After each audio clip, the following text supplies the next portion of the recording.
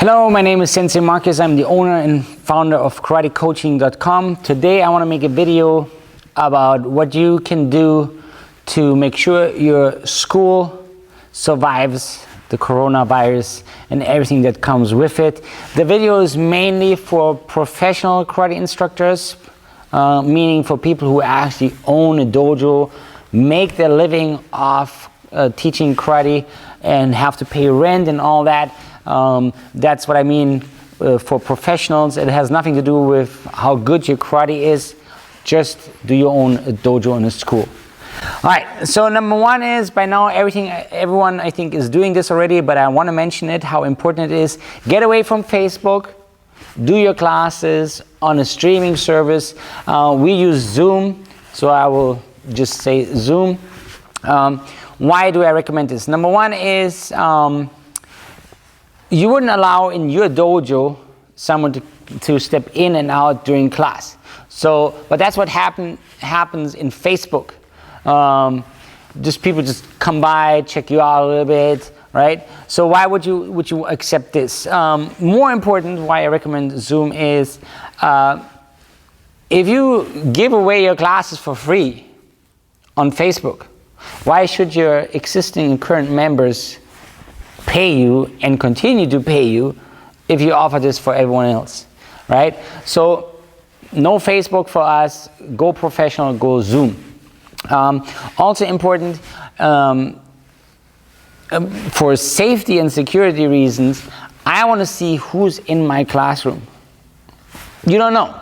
There might be some sort of stalker who's checking out. Okay, they have the name of your school. Now they know that kid goes to your school for karate, right? Like, you can avoid this by being on Zoom or a professional streaming service where you can control who is in your classroom. Then there's another thing why I recommend a streaming service and why I specifically recommend Zoom. I didn't check out everything that's out there, but Zoom has one big advantage, and that is super important, and why that is so important I will explain later, is you can see the students as well. All right, good. So get away from Facebook, use a streaming service. Then what else can you do, or should you do? You can offer private lessons. You can do the private lessons either online, or you can do the private lessons at the dojo, as long as you keep your distance, right? 6 feet, 9 feet, whatever. But that's another way for you to make sure you still have revenue coming in. Then one big issue for everyone who has children right now is we're homeschooling. I'm now elementary school teacher, and I'm not a good one. So everything changed. For pretty much all families around the nation, around the world, everything has changed from one day to another. We all have to be school teachers. That's quite problematic because number one is you most likely don't know what is taught, how it's taught, so you got to work yourself into this. That's a different problem.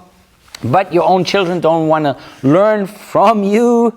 So there's a lot of stress that comes with it. So to help parents deal with the stress, there's a few things that I recommend. Number one is that it was an idea that my wife came up with. I thought it was a really good idea. You want to make sure that your family stay loyal to your dojo. So one way that you can do this, that was my wife's idea, is we have some teenage students, brown belts, black belts. They can offer tutoring to the younger children, which takes off the load from the parents, right? And then they can charge something, that's up to the students, how they want to handle it, and the families. But at least it's one way for you to make sure that your dojo community stays together. So offer tutoring. One thing that always lifts the mood in every household is the laughter of children. So what we did is we have actually a joke night.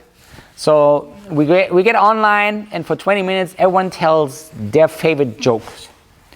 And I think that's a great thing to loosen up the day and stay happy and not get depressed because no one knows what's going to happen. Everyone is a little bit fearful. So have a joke night. All right, that too will make sure that the kids in the dojo and the families stay together. Then, like I said earlier, now we're all elementary school teachers as well, which means everything has changed. The whole day for everyone has changed pretty much. Because now you have to deal with your children, you're not going to the office, everything has changed. So what you need to do is you need to send out a survey to determine the new needs that your families have now, your dojo families have, right? So I'm teaching now morning classes. Why? Is because before the kids go to school, we want to get the wiggles out, right? So give them already like a morning workout, so it's easier to teach them. So send out a survey, see what is a good time, what do most parents would prefer, and then you got to adjust your class schedule, right? Which gets me to the next point. You got to adjust your class schedule. I'm teaching now all classes by myself, except a few. I take that back, but I teach more classes now by myself, and we have changed our complete schedule. Okay, we're not working with the same schedule that we had prior when everything was going on here. Like I said, we have morning classes now, and yeah, make a survey, send it out to your parents and see what is the need, because things have changed. Then let me get to the next point, that is you have to bridge the time. We don't know how long this lockdown will continue. We don't know if there might be a second lockdown towards the end of the year, if this thing is coming back. So you got to prepare. So how do you bridge the time until we can open the dojos again? So one thing is like on KarateCoaching, you will see like these kata posters, and I will put a link in. So what you can do is to keep the kids motivated, you can say every week I'm sending out one kata poster. So we have the Heian katas, 5 Heian katas, that's 5 weeks that you can bridge by sending out every week one kata poster. Hopefully it gets the kids excited and they stay with you and say, oh, I want to get to the next kata, all right?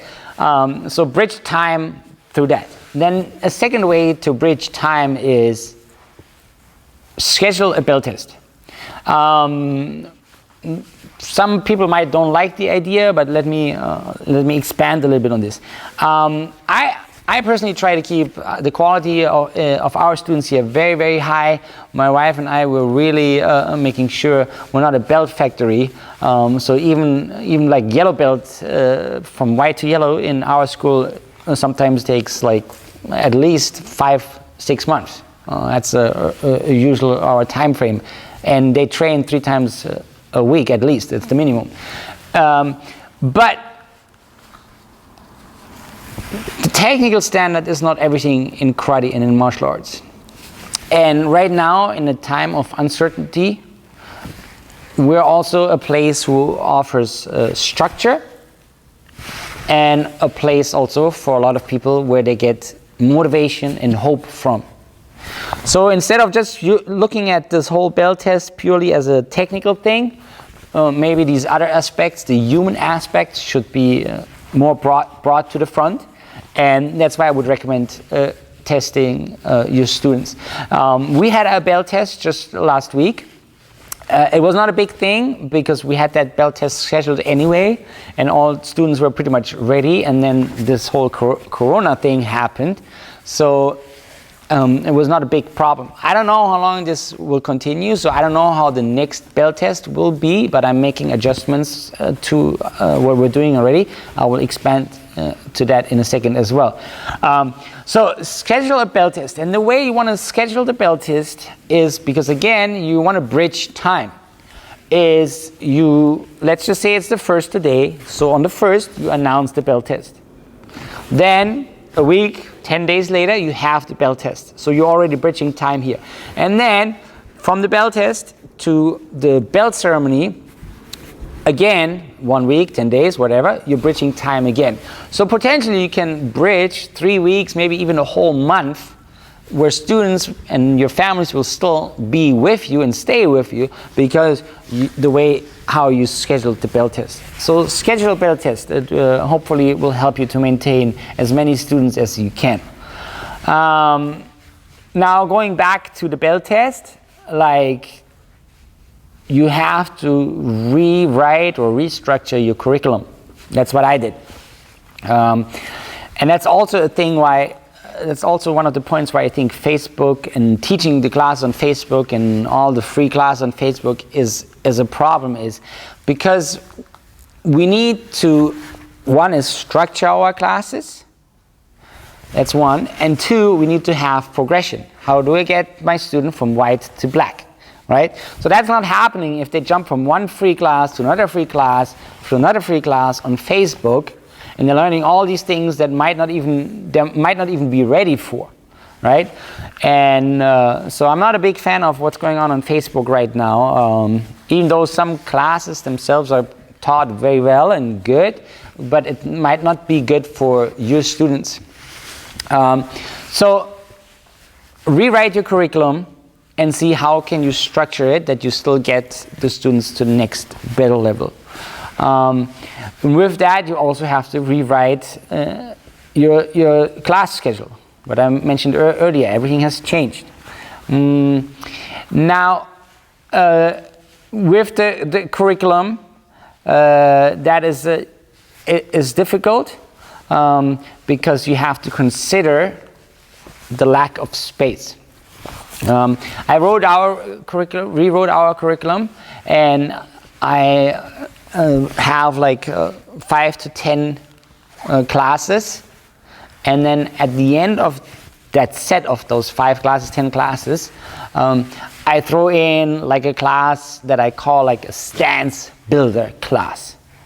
Okay, so what I realized quickly is because we're limited in the space, we're all working with switch steps, so I want to make sure that the switch steps, when students come back, that the cutters are not all suddenly all with switch steps, so I focus on that. I also, because the students train on carpet or limited, so the stances that once were the dojo nights like this are now like this. So to reverse that effect, I throw in a stance builder class where I do specific exercises to make sure that students maintain long stances, deep stances. And I would highly recommend that. Throw in every other week or whatever, stance builder classes. And however you want to call them, I call them stance builder classes. And I don't even tell the students, at least not the lower ranks, because if they're here, they have to work their stances and work their stance really, really hard. They're like, I'm not going to take that class. For the more advanced students, they know, but the other ones, anyway, good. So then talking about progression, that is really important. So you really have to think hard now, how can I still get my student to the next belt? How can I take the existing curriculum and shrink it down that they can do it at home? I think that is really important, and like I said, this is missing on all these Facebook classes, but you as a professional, that should be really in your mind, like, how do I structure that?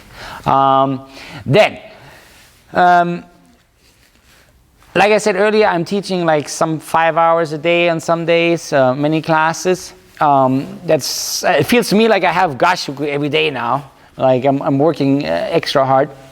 And I don't know if that's sustainable. If you're young, maybe. If you're like mid-age, like me, I'm mid-40s now, it's a little bit hard. So what I do is I bring in guest instructors. I do this for 2 reasons. Number one is, like I say, it has to be sustainable for myself. I can't demonstrate all day long. That's one reason. But the second reason is it keeps your students excited. Right? Today is Monday. Some students might like, I don't want to take a class, or I don't want to train today. But then they hear, okay, on Wednesday, Saturday, whenever, we're going to have a guest instructor. They get excited again. It helps you to bridge a few days. and it helps you to keep your students motivated. So bring in a guest instructor. All of you guys know someone else who has a dojo, or someone else who is a national champion or whatever. Ask that person, can you teach an online class for me? Right? And then you hook them up with Zoom, you send out your class schedule, and there you go. You have a guest instructor teach for you. And of course, someone else is going to ask you to be their guest instructor at their dojo, but that's fine, right? Help each other out. Good, guest instructor. Then, if this continues much longer, usually around June, July, we have our gashuku. If things don't go back to normal, we will have our gashuku, our trainings camp online. So you might want to make arrangements for that. Usually our gashuku has 100 people and sometimes a little bit more. And it goes Friday, Saturday, Sunday. If we're not back to normal, we will probably add another day. And I will probably also add a few more instructors. And I will probably also open it up to the public, so people can take our gashuku online. Then we also want to think a little bit about what can we do already now to position ourselves that once this thing is open, that people start coming back. So advertising. What you can do is you can get in touch with your school district, and you can see if there's a chance for you to offer to the schools karate as PE. I mean, most of the dojos probably have already like enrichment programs. We have enrichment programs at four local schools. But now all these children at those schools, they don't do anything. There's no sport for them. Karate is the perfect thing that they can do. So get in touch with the school and see if you can offer to the whole school, to all their students, karate online. And then once things go back to normal, hopefully some of these families will remember you. Hopefully some of those children will say, hey, now I want to go and check out this karate thing live. I want to go to a real dojo. So hopefully it will get people interested in your work and your dojo. So contact the schools, contact the school district, and see if you can get something going. Those are probably right now most of my ideas that I have. If you have any other things that you do, please share them. You can email me info@karatecoaching.com. If you have any comments, anything, I'm open for any kind of communication. I hope that the ideas that I gave you are working for you, and I wish you all the best. Thank you very much. Os.